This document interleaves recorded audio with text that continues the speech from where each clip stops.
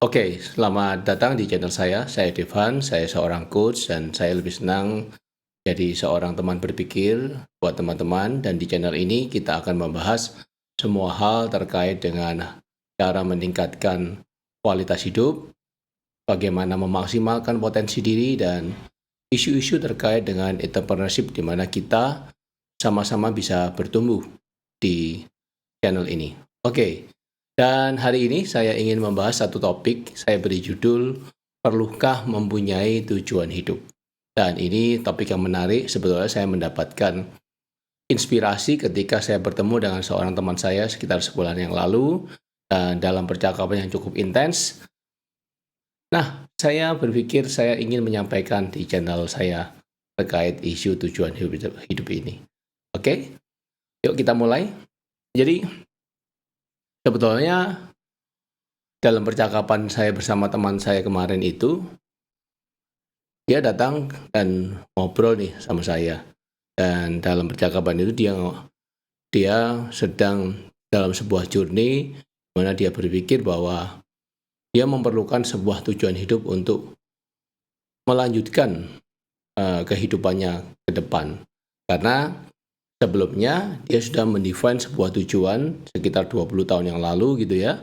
Dan hari-hari ini dia merasa bahwa itu tidak lagi relate dengan keadaannya dan dia memerlukan sesuatu yang sifatnya baru dan lebih bisa sesuai dan diadaptasikan dengan keadaan zaman sekarang dan keadaan di mana dia uh, sedang hidup dan menghadapi isu-isu hidup saat ini begitu. Jadi percakapan itu yang menarik adalah saya justru berpikir waktu ketemu sama dia sih, itu saya justru lebih banyak mendengar dan tidak banyak berkomentar. Bahkan di dalam percakapan tadi, saya lebih banyak juga bertanya sebetulnya kepada dia. Ya karena alih-alih saya seorang coach, jadi saya menggunakan kesempatan yang baik itu untuk bertanya, memberikan pertanyaan-pertanyaan yang powerful, tujuannya supaya ya dia mendapatkan lebih banyak kejelasan terhadap isu yang dihadapi. Tapi setelah percakapan itu selesai, saya kembali ke rumah, saya mereflek gitu, mereflek dan sebetulnya apa yang sedang dihadapi oleh teman saya itu bukan sesuatu yang baru buat saya, karena saya sudah menghadapinya, mengalaminya sekitar 4-5 tahun yang lalu gitu ya. Di mana ada satu keadaan yang saya merasa kayak sudah hampa begitu, hampa dan kayak seperti berada di tengah lautan yang luas, namun tidak tahu harus kemana dan merasa mengambang di tengah-tengah begitu saja. Tapi ya tidak terlalu intens perasaan itu muncul gitu. Perasaan itu tidak terlalu intens muncul, kadang enggak. Jadi seringkali saya abaikan. Jadi mungkin ada yang menyebutnya sebagai ini, midlife syndrome, kayaknya begitu. Midlife syndrome atau second job syndrome, terutama teman-teman yang sudah berusia seperti saya di angka 35 sampai 45 begitu, ini biasanya muncul isu-isu terkait dengan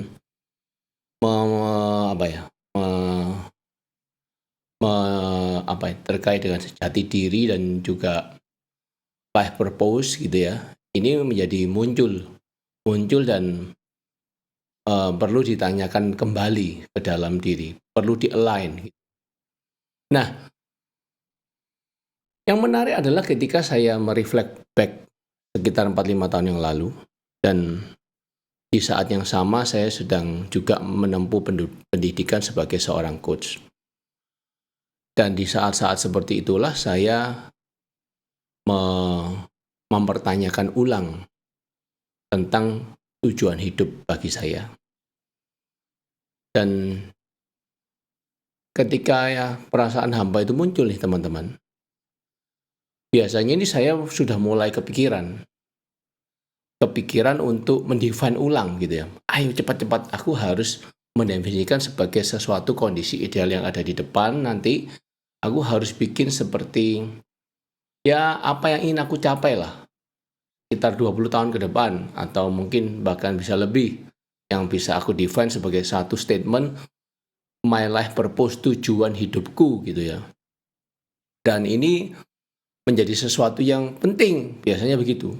Harus aku capai, harus sesuatu yang sifatnya definitif, signifikan, dan urgensi untuk membuatnya itu mendorong saya harus segera melakukan sesuatu. Ini kalau aku flashback sekitar ya waktu aku masih sekitar 20 tahun dan aku mulai mencoba mereflek hidupku gitu ya teman-teman. Dan salah satunya waktu kalau aku mau mereflek begitu, kayaknya aku dulu mau jadi pengusaha, kemudian aku harus begini, aku harus begitu, aku harus mencapai ini, aku harus mencapai itu. Udah terlalu banyak yang aku ingin capai, dan termasuk mendefinisi siapa diri saya. Kayak gitulah, proses-proses yang seperti itu yang biasa aku lakukan. Namun yang menarik yang ingin aku bagikan adalah yang kali ini aku nggak melakukan seperti itu. Jadi aku mengambil waktu untuk memproses kembali dan mempertanyakan ulang. Sebetulnya ide tujuan hidup itu datang dari mana? Ini yang aku tanyakan. Jadi saya bertanya kepada diri saya sendiri, ini sebetulnya ide dari mana ya mengenai tujuan hidup itu? Lalu ketika dalam perjalanan saya coba melihat lagi nih, jangan-jangan waktu aku kuliah atau aku mendengarkan di ceramah-ceramah tertentu, aku mendapatkan satu gambaran ide ini. Dan ide mengenai adanya tujuan hidup itu aku rangkul aja dan aku pakai untuk mendefinisikan hidupku, karena terasa saat itu, terasa ini yang mungkin paling relate, paling cocok, paling bisa dipakai, paling memberikan makna mungkin saat itu. Dan ketika aku mempertanyakan ulang,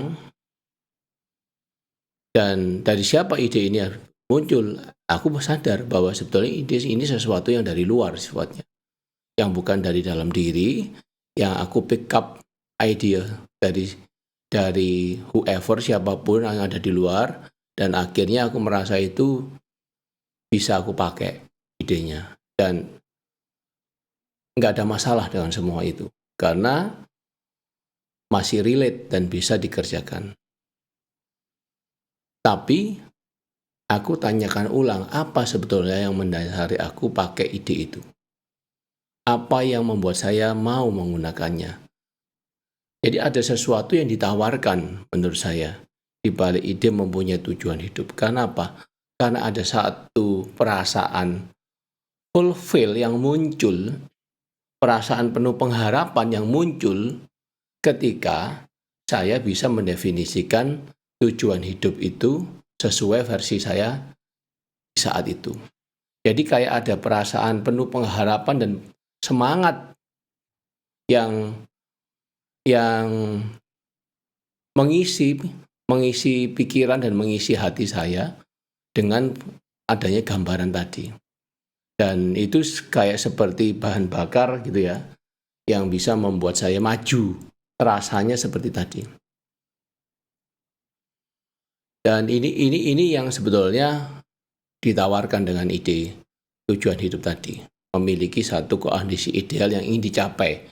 Dan dengan memiliki kondisi ideal yang ingin dicapai tadi, saya merasa bahwa hidup saya ini tidak sia-sia gitu. Saya mempunyai sebuah arti seandainya saya mencapai keadaan ideal nanti di kedepan harinya yang menjadi tujuan saya. Nah, ini kalau seandainya saya flashback, apa sebetulnya yang menjadi tujuan saya kemarin, yang nggak tercapai-capai amat gitu ya sebetulnya. Nggak tercapai-capai amat seperti yang aku gambarin gitu. Tapi itu memberikan satu definitif perasaan yang kayaknya ini harus dicapai gitu ya. kayaknya ini penting gitu. Dan ini sebetulnya hanya ada di otak saya dan di perasaan-perasaan saya. Alih-alih saya memberikan sebuah tujuan yang baru untuk saya dan saya lebih mempertanyakan ini, saya justru berpikir sebetulnya tujuan mempunyai tujuan hidup ini seberapa penting sih buat saya di saat ini. Saya nggak tahu seberapa penting buat teman-teman saat ini seandainya mempunyai sebuah tujuan hidup yang katakanlah satu kondisi ideal tadi yang harus dicapai di dalam hidup ini. Saya nggak tahu seberapa penting untuk teman-teman. Tapi saat itu saya tanyakan nih, seberapa penting ya hal ini untuk saya. Dan dan dalam benak ini kayaknya itu kalau aku punya gitu, ini perasaannya, kalau aku punya tujuan hidup itu aku kayak terasa lebih hidup gitu loh. Dan itu yang mau ada perasaan seperti ya lebih berarti, lebih punya makna. Tapi aku nggak tahu efek sampingnya nih. Dan di titik ini nih, aku sekarang mempertanyakan kembali seandainya tujuan hidup itu tidak tercapai. Sebetulnya apa yang terjadi sama hidup saya? Apakah hidup saya yang sudah saya jalani sekian tahun itu menjadi sia-sia? Karena sesuatu tujuan hidup ini yang sudah saya definisikan ternyata nggak tercapai. Sebetulnya apa saya rasakan? Apa yang saya akan rasakan seandainya itu memang tidak tercapai di depan hari? Ini mulai menjadi pemikiran. Akhirnya yang awalnya cuma sekedar ide mentah-mentah yang saya pakai karena ada satu tawaran perasaan fulfilling tadi, ternyata enggak deh. Ini coba saya pikir ulang. Bagaimana seandainya juga saya nggak jadi deh memilih punya tujuan hidup. Lalu apa yang terjadi sama hidup saya seandainya saya nggak punya tujuan hidup sekalipun? Apakah hidup saya memang benar-benar sesia-sia itu? Saya rasa juga enggak. Lalu saya mulai tanya lagi,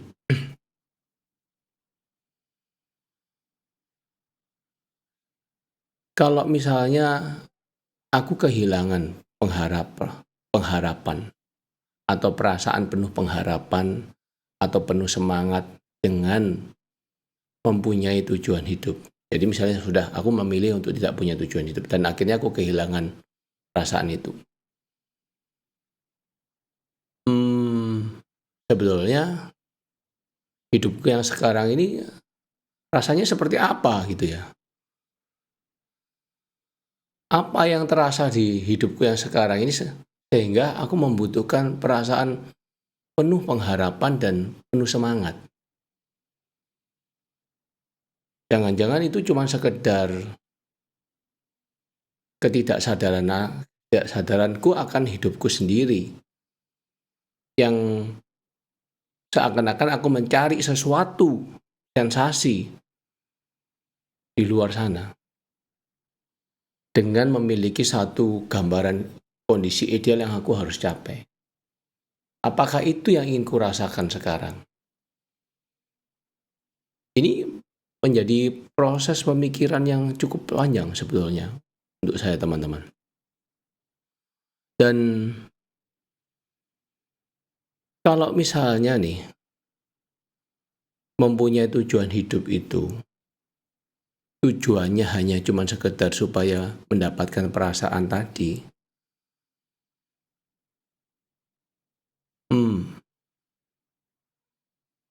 gimana ya? Apakah memang hanya cuma untuk itu? Adakah cara lain untuk aku mendapatkan satu perasaan yang penuh semangat dan penuh pengharapan itu tanpa harus memilikinya? Termasuk, bisakah aku hidup seandainya aku tidak perlu untuk mempunyai tujuan hidup sekalipun? Seandainya aku tidak perlu mencapai suatu kondisi ideal yang menjadi angan-anganku dan cita-citaku. Ini pertanyaan-pertanyaan yang muncul begitu saja ketika aku merenungkannya.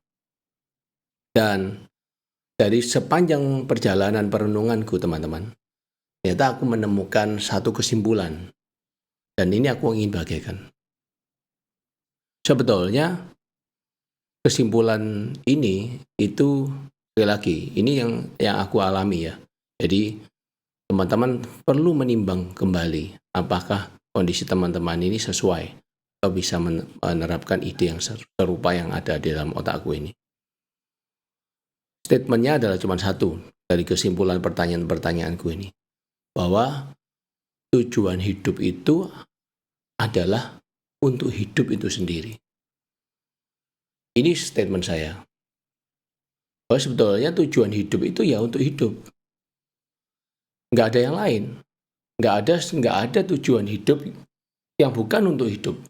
Jadi, yang salah adalah ketika kita mempunyai tujuan hidup di kedepannya, lalu kita kejar tujuan hidup itu, dan kita akhirnya tidak hidup di hari ini.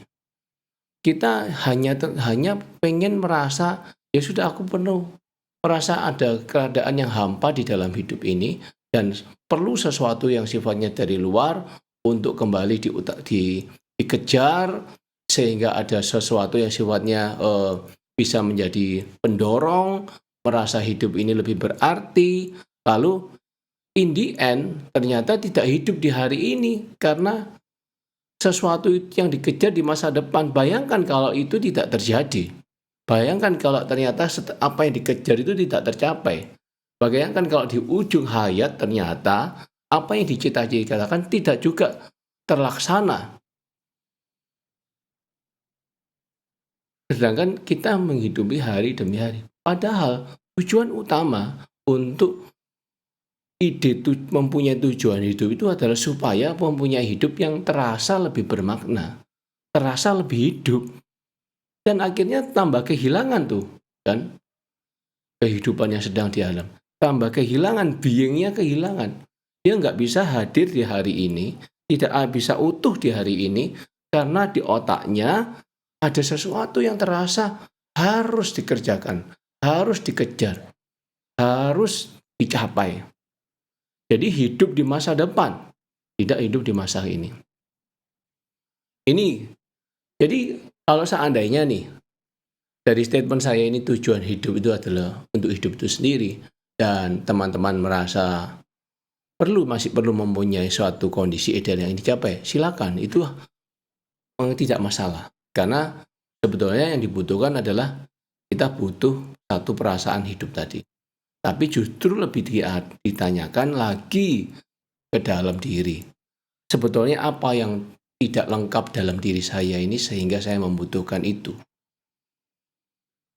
Apa yang terasa missing sehingga saya harus mendapatkannya? Atau sebetulnya saya sudah oke dengan semua keadaan dan saya bisa hidup hari ini. Dan saya tidak lagi membutuhkan satu tujuan hidup yang sifatnya satu kondisi ideal yang harus saya capai ke depannya. Dan saya menikmati hidup di hari ini, saat ini, di sini. Dan saya menyiapkan diri untuk semua opportunity yang mungkin muncul di masa depan, yang bisa saya nikmati sebagai satu karunia untuk saya merasakan kehidupan yang seutuhnya di saat itu di situ nanti.